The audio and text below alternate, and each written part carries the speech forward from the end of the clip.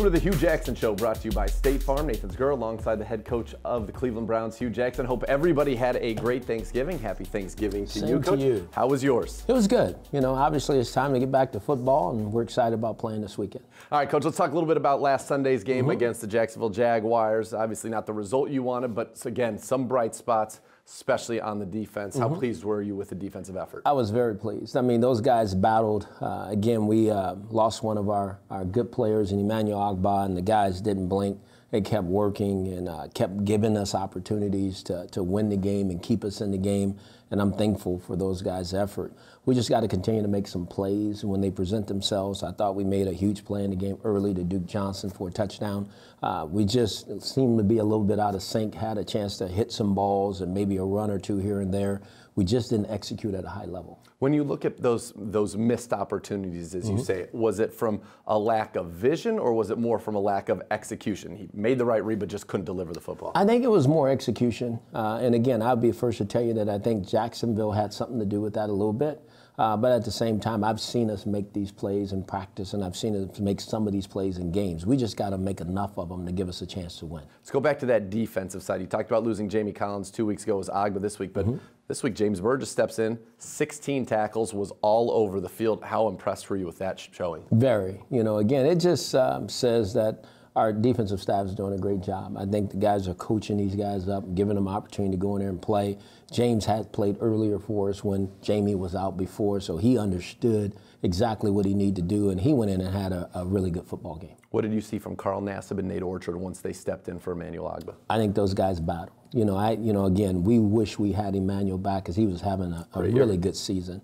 But at the same time, you know, in our situation, it's always next man up. You know, so Nate and Carl, they went in there and played as well as Emmanuel did. You know, and that's what you look for. Those guys seized the moment of their opportunity and made the most of it. What can Deshaun Kaiser take away from this game?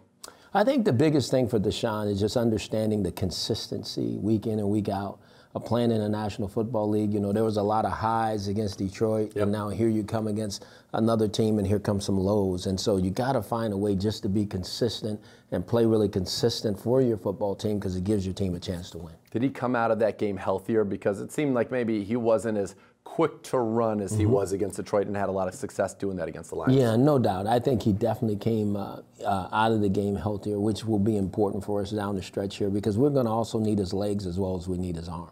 All right, Coach, well, you said there were some down points in the game, but also a big highlight. You referenced Duke Johnson. Let's take a look at that touchdown from Kaiser to Duke Johnson in our Papa John's play breakdown. Duke Johnson leaves the backfield, goes out wide, slot right. Here's Kaiser back to pass. Looking, firing for Duke Johnson. He's got it at the 5, catches, goes in, touchdown! All right, Coach, let's take a look at this. Obviously a big touchdown here, and dare I say it's going to build off of the play we saw last week in this very same spot, the big pass to DeValve. Well, what we're trying to do is get Duke out, and we're going to create what is known as 5 verticals. We're going to take Duke and run him up the seam. Up top there, I believe that looks like it's Kenny Britt to me. Yep. Kenny's going to run a go route on the outside, and then you have Seth DeValve down here who's going to run out in what we call the jungle.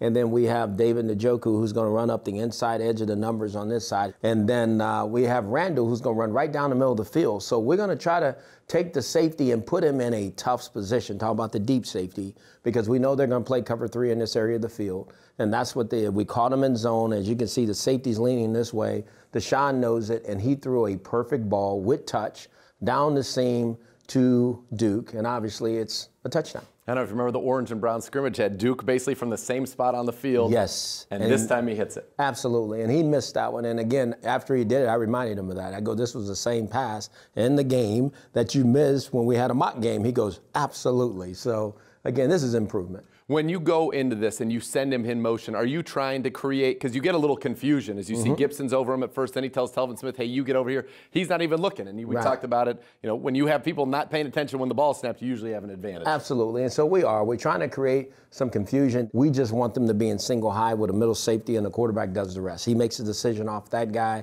and the ball gets thrown. So he's just reading the safety. If the safety comes this side, he works Duke Johnson. If the safety were to have shaded towards Duke in Njoku? Absolutely, as you can see. So we kind of got the field spread it the right way so that we can make a play for a touchdown.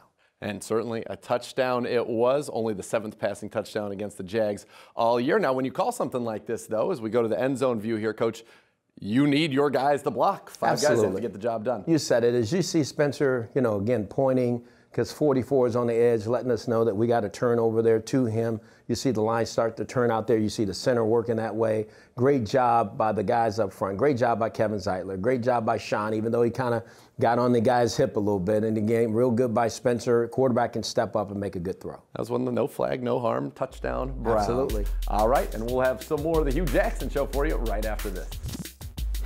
Coming up next on the Hue Jackson Show, Matt Wilhelm talks with Corey Coleman about his 80-yard return to action against the Jags. And I was super excited, just to be out there with the guys, competing, going to battle with them. I had a blast out there.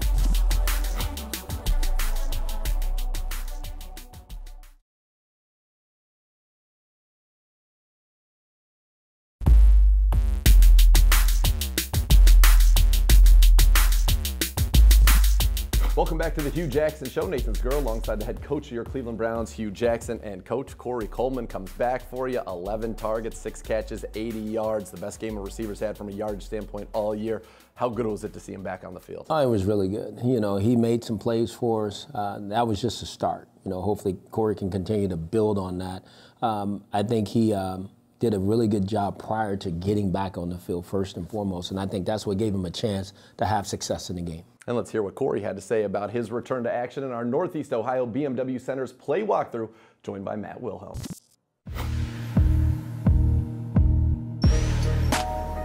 Hey, it's Matt Wilhelm here with Browns starting wide receiver Corey Coleman. Corey, obviously tough loss last week against the Jags, but what was it like for you after missing so much time getting back out there with your buddies?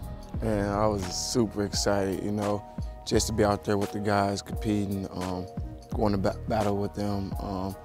I had a blast out there, just really don't take anything for granted, And when we talk about battling, you had a battle going on all day with Jalen Ramsey, but what was it like going against a great competitor, a young player a lot like yourself who's having a great season? It's exciting, Like I said, Jalen's like my brother, that's my boy. So just competing against him, was super excited because I know him, we got a personal relationship. So that was really fun. And let's dive into that first reception for you. It was a 20-yard gain. It actually set up that first touchdown by Duke Johnson. Just walk us through the play, the route combination. And again, I saw you stand up, you gave the first down and said a little something to Jalen, and he wasn't too happy about that either. Right, I knew the play was coming. I had to come off the ball. Jalen's really good cornerback. And I know a lot of stuff is going to be contested because he's got great makeup speed and stuff. So I know when I get the ball in my hands, tuck it right away because he's super long, super athletic. And it was my whole mindset. When swing the ball strong, make sure you're strong with the ball. Because we watch film on them, they do a lot of job getting the ball out. Motion by Njoku, left to right from their own 33. Kaiser underneath center, play action fake. Up in the pocket, launches one down the middle of the field, and that is caught. And there he is, Corey Coleman's back, inside Jaguar territory to the 46-yard line. He made the catch on Jalen Ramsey, who made the tackle, and it's a gain of 20. A lot of players from all over the country. You happen to play for the Cleveland Browns. You're going to play in a cold environment. What was it like for you in your first game to play in that cold environment as a wide receiver? And then also, second question would be, how did your hand hold up after all those receptions? It was cool. I embraced it this time. Last year, wasn't really prepared first time, but now I know what to expect because of last year. And you just gotta really embrace it. You gotta deal with it either way. Like you gotta play, So in my hand didn't bother me at all. I wasn't even thinking about it.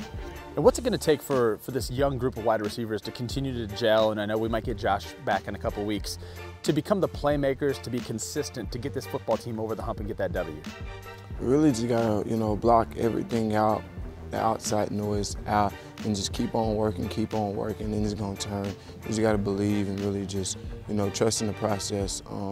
Young, it's not an excuse. So, we got to make plays and we got to help this team win. Well, Corey, happy Thanksgiving, first of all, and good luck against the Bengals this weekend. Thank you. Appreciate it. You got it. Coach, you saw a big impact from Corey Coleman there, and you saw him in practice for a couple of weeks before that, so maybe you had a sense it was coming. Well, this week you finally got your first chance to see Josh Gordon in practice. How has he looked? No, he's looked extremely good. Obviously Josh is a very talented player.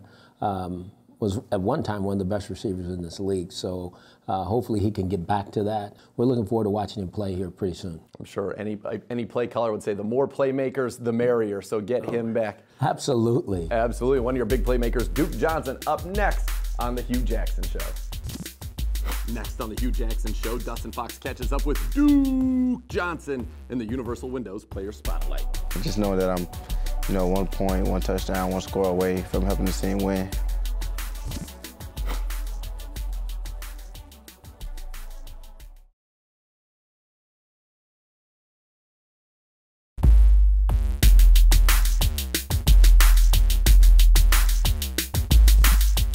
Welcome back to the Hue Jackson Show. Nathan Skura, coach of the Cleveland Browns, Hue Jackson. Coach, Duke Johnson, frankly, has been the best and most consistent playmaker this team has had all year long, whether it's running the ball, catching it out of the backfield, lining up as a receiver, as we saw in that touchdown. Why has he been so effective? I think Duke's a really good player. I don't think he gets the credit that he deserves. He's one of the better players, obviously, on our football team, and I think one of the better players in the league because he causes so many matchup problems for defensive football teams. He can catch it, he can run, he can pass protect. There's not much that Duke can't do. Yeah, he's got a lot of gifts on the field. He also has the gift of gab, and he catches up with our Dustin Fox in the Universal Windows Player Spotlight.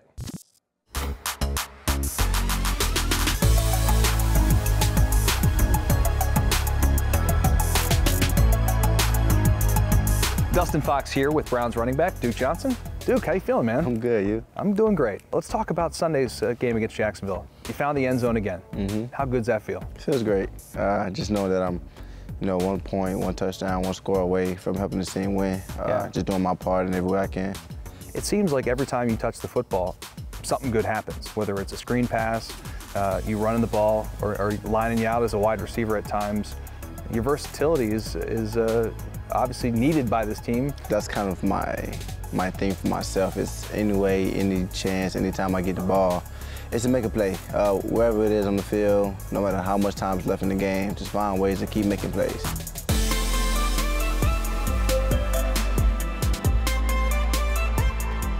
Is there a better feeling in the world than when 65, 70,000 fans are screaming, Duke? Not one. You hear it, right? Yeah, I always hear it. You feed off it? Yeah. Now, you don't get it as many touches, I think, as maybe fans would like to see, because they want you to carry the ball 40 times a game, it seems like. How tough is it to, be ready every time you're going to get that opportunity when you know it might only be, 6, 10 times a game? I mean, it's tough just waiting on opportunities. But you have to be ready at all times, and that's something I try to do regardless of when I get the ball. Like I said, when it is in the game, it's just always been mentally and physically ready. Do you have a favorite role on this team? Like, would you prefer being split out wide? Do you like playing in the back? Do you like running the rock? Like, what does Duke Johnson like the most? Besides scoring touchdown? I go slot. I like being in the slot. Yeah? Yeah. As a running back, you're going through defensive linemen and linebackers almost every play. And I think it's just fun to be on the perimeter and to be in open space with DBs and guys that really don't get paid to tackle like that. So you do have some that do come up and tackle, but for the most part, they don't get paid to do, they get paid to cover. So I just like being out there and being in space and being able, to create a mismatch.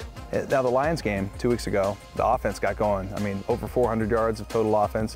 What did it feel like in that game? I mean, to see the guys really start to get it going. That game was fun. The Lions game was definitely fun. Just seeing us go out there and kind of go up and down the field and kind of do things we know we can do and want to do for a while. We just never done it. And that was kind of a sign to show that, we can beat this great offense. We can do, what we set our mind to. So it's kind of, for us, it's kind of trying to get everybody on the same page. One game, offense up, defense down, offense up, and so it's just about playing a complete game for us. Obviously the season, it's frustrating. That's got to be, I can imagine, as a player. How do you keep things focused and avoid the noise and just kind of lock in for this game? I mean, for me, is I have a job to do. I mean, regardless of what's going on, regardless of the record, I still have to go out there and perform to my best, regardless. That's just kind of my mindset I have. It just game in and game out. Someone had to be the spark. And I've been at every game, so I mean, I don't plan on taking any time off. Coach, I got to tell you, on Cleveland Browns Daily this week, all I've heard is we got to get Duke Johnson the ball more. When you have a weapon like that, I know at some point you don't want to burn him out, but can he be a guy that can take 15 touches a game? Oh, I think he can. You got to remember, those people are trying to make sure Duke Johnson doesn't get the ball. That's right. And I think for us this past week, we didn't have as many plays as we normally have because I think he would have touched it more. But he's a very, very important part of our offensive football team to give us a chance to score more points. Back in week 4, he scored against the Bengals, and we'll preview that game next here on the Hue Jackson Show. Next, we wrap up the Hue Jackson Show with our game preview. It's the Battle of Ohio as the Browns take on the 4-6 Bengals.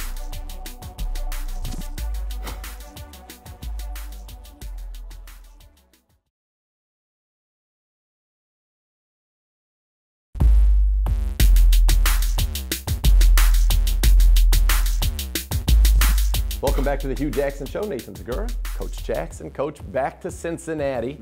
This will be the first time this year you've played a team twice.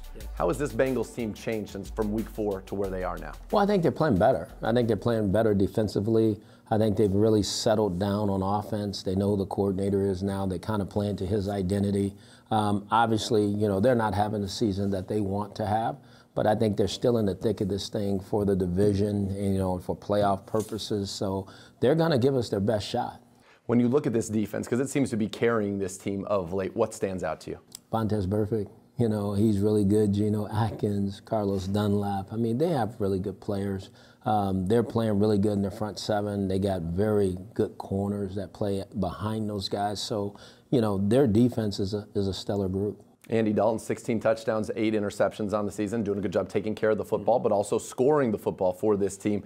You know, early in the year, people were ready to run him out of town, and he's kind of had a nice comeback. What's the biggest difference you see in his game from those early season struggles to where he is now? I just think consistency. You know, he's making more plays for him, giving his receivers more chances to make more plays down the field. And again, that's what any quarterback needs to do on a football team, and I think he's starting to do that. How do you deal with A.J. Green? You take him out of the game. You know, you have to get A.J. out of the game. I think he's still the catalyst for their offensive football team.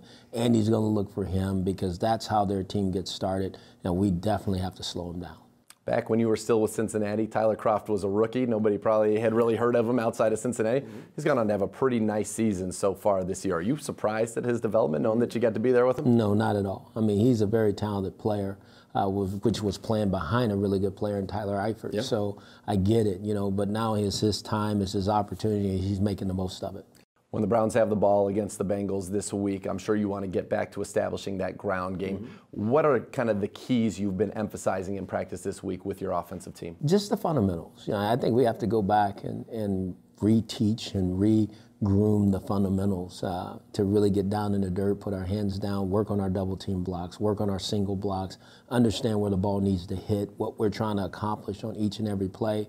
Not that we wasn't doing that, but really make it a focus, you know, for our offensive football team. For this team now to go on the road, they got a little brief stay back at home. Seems like they've been away from First Energy Stadium quite a bit. What's kind of the key that you're preaching to them about going into Cincinnati and getting that W? I think it's being very focused, eliminating distractions, understand truly why we're going there to play. We're going there to win the game. There's no other reason to go to Cincinnati. It's to go there to play this football game, win the game, and come back home. Well, Coach, we know you know them well. They know you well, and just want to say good luck on Sunday against the Bengals. Thank you very much. All right, that'll do it for us here on the Hue Jackson Show. Remember, get ready on Sunday at 11 a.m. on News 5 with Browns Countdown, getting you ready for the Battle of Ohio between the Browns and the 4-6 Bengals. Thanks for being with us on another edition of the Hue Jackson Show.